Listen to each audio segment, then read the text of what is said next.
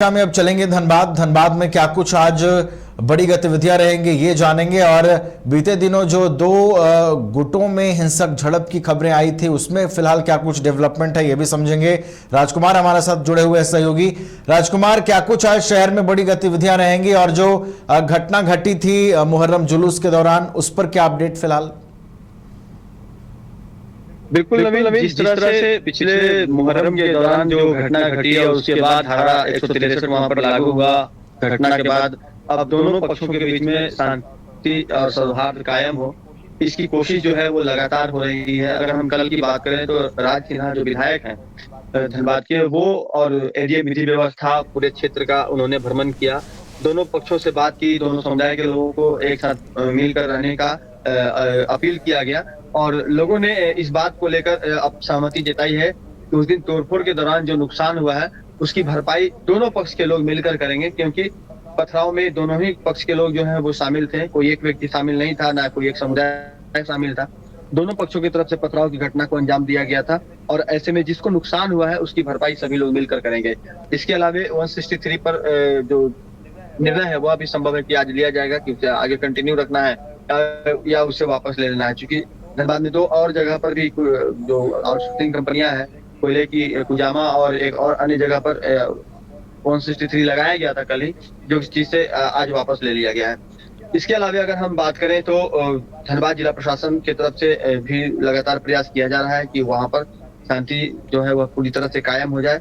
Dhanbad police की अगर बात करें तो एसएसपी ने कल एक समीक्षा बैठक की। बैठक में उन्होंने स्पष्ट रूप से निर्देश दिया है कि किसी भी व्यक्ति को जो उस घटना में शामिल नहीं था उसे किसी भी स्थिति में उस पर कोई कार्रवाई नहीं करनी है।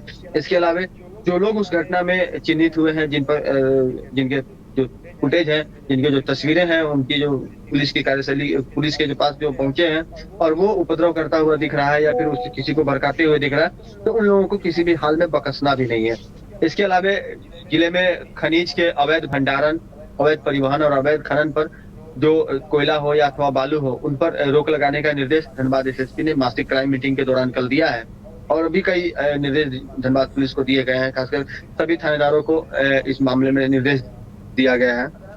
अगर हम बात करें तो कल मुख्यमंत्री हेमंत सोरेन ने भी निर्देश दिया है तमाम जिले के अफसरों को कि वो किसान जो कि बरसात बेहतर तरीके से हुई नहीं है, किसान सुखाड़ की चपेट में आएंगे, तो किसानों की मदद कैसे करनी है इसके लिए अफसर तैयार रहें।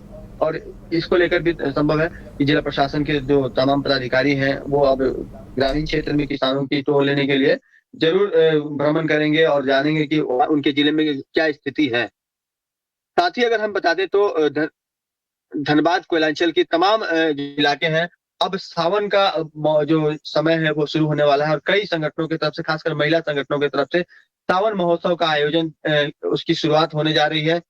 महिलाएं उसमें जो हरे रंग के लिबास में वो बेहतर तरीके से कई कार्यक्रमों का आयोजन करेंगी। इसके अलावा धनबाद क्लब की अगर बात करें तो आज वहां पर रात में रेन डांस का आयोजन किया गया है, जिसमें क्लब के सदस्य जो है वो शिरकत कर सकते हैं। बाहरी लोगों का प्रवेश वर्जित रहेगा। इसकी जानकारी वहां के जो सचिव है डॉक्टर परने पूर्वे ने दी है।